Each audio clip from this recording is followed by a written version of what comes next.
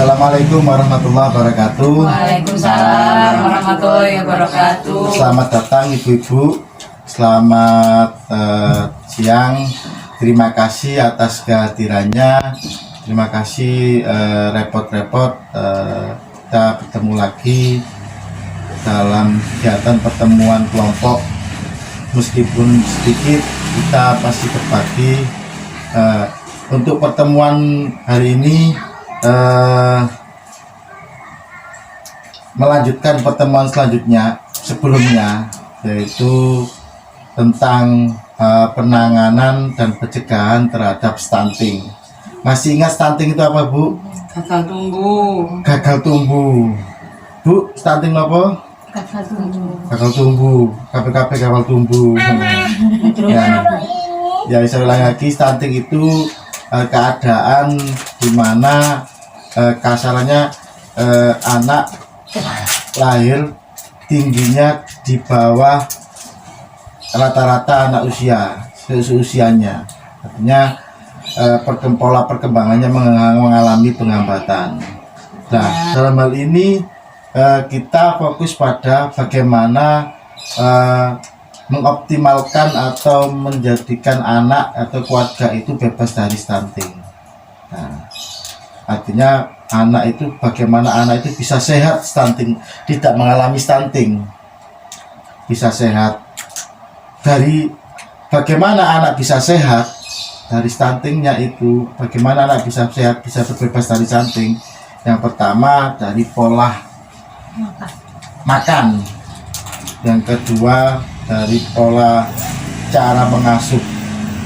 Lah, dari pola makan, pola gizi dan cara mengasuh itu bukan hanya ketika anak lahir, Bu, tapi ketika pertama kali jenengan atau ibu-ibu yang hamil itu mulai masa 0 kehamilan, itu harus mulai istilahnya diberikan stimulus, ya, pemberian stimulus ini. Apa sih stimulasi itu? Yaitu pemberian rangsangan atau pemberian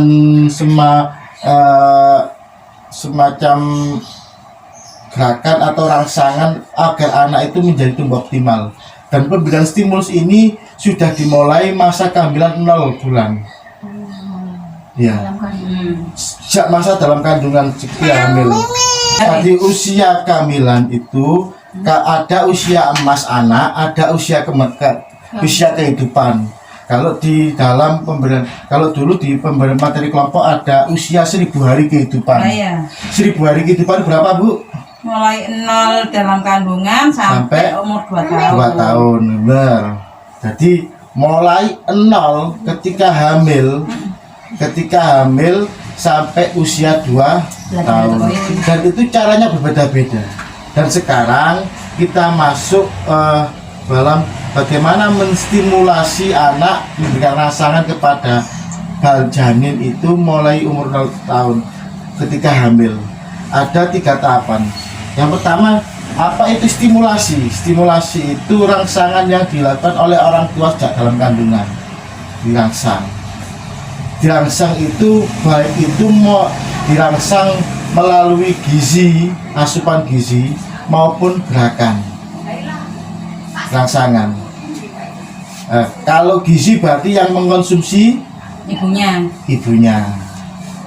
Kalau gerakan yang bisa melakukan anaknya sama ibu. jadi rangsangan bisa dilakukan oleh ibunya, bisa dilakukan oleh suaminya.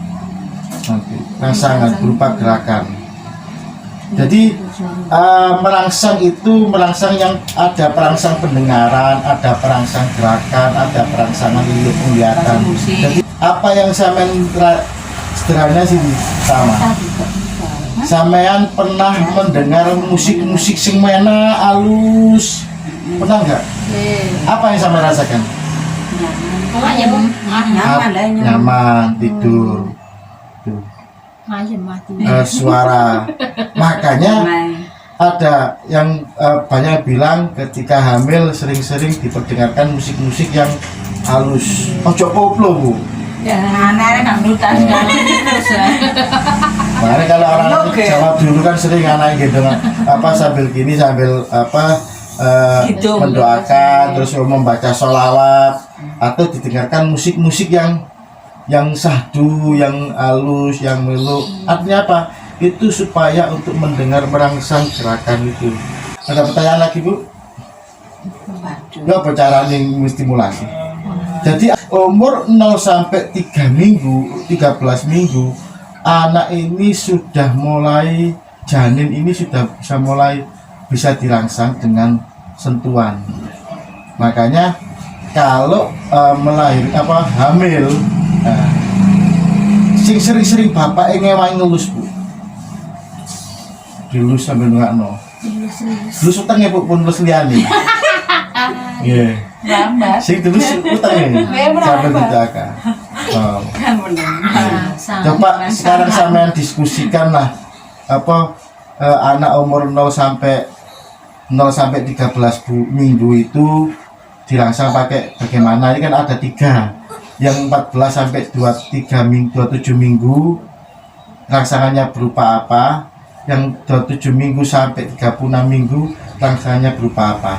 Coba sampean diskusikan jenis stimulasi sentuhan, yaitu 0 sampai 3 minggu itu stimulasi sentuhan.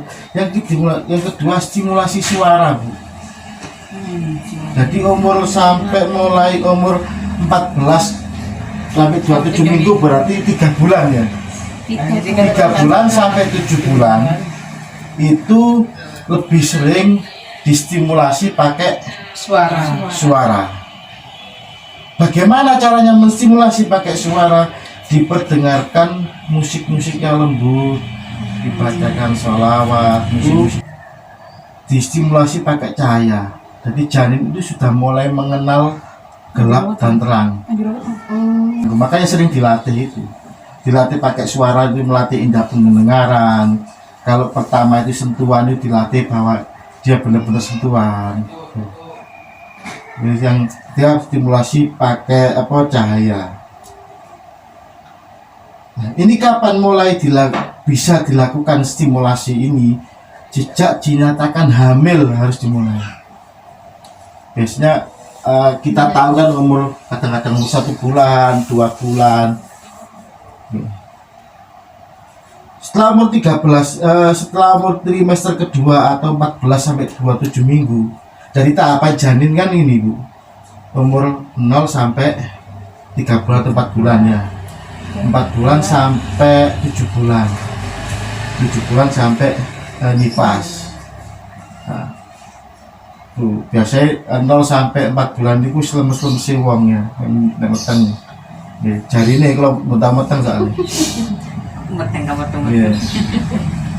Jadi trimester ketiga ini perkembangan otak, pendengaran dan penglihatan serta perasaan mulai sempurna. Jadi ketika trimester ketiga, berarti umur sekitar 7 bulan sampai 41 minggu.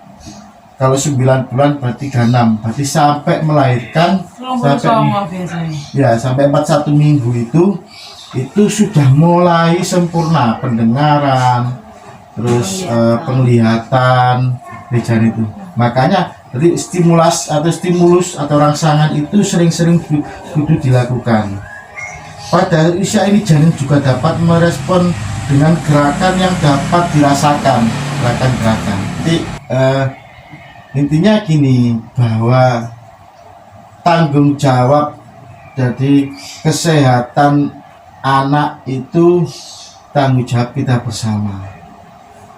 Bahwa tugas kita bukan hanya memberikan makan aja supaya sehat, tapi sejak mulai kandungan.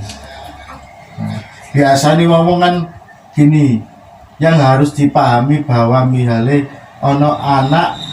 ketika anak lahir terus usianya sudah mulai sama dengan yang lain, tingginya tidak sama dengan yang lain, itu kita masih menganggap biasa-biasa saja. Kita harus merubah itu, bahwa perkembangan atau pertumbuhan anak itu sangat penting. Makanya ketika hamil yang harus dilakukan adalah wajib konsultasi ke bidan desa, sampai juga sering komunikasi dengan pendamping puskesmas. Makanya dalam bantuan PKH itu kalau hamil kewajibannya adalah 4 bulan harus periksa 4 bulan pertama, 3 kali selama hamil, 4 bulan pertama sama 2 kali 6 bulan terakhir, mulai usia 6 sampai terakhir itu. Kalau itu gak dilakukan, gak ada pemeriksaan kehamilan, bantuannya akan tertunda. Dulu seperti itu kan. Makanya pentingnya pemeriksaan. Nah, tapi lebih baiknya tiap bulan. Lebih baiknya tiap bulan.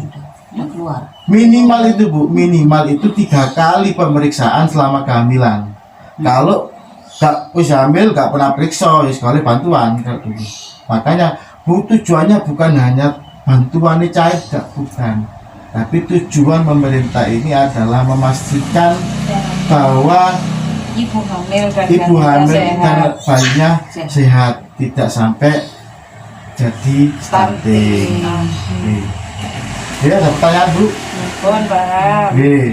Nah, dari sini mungkin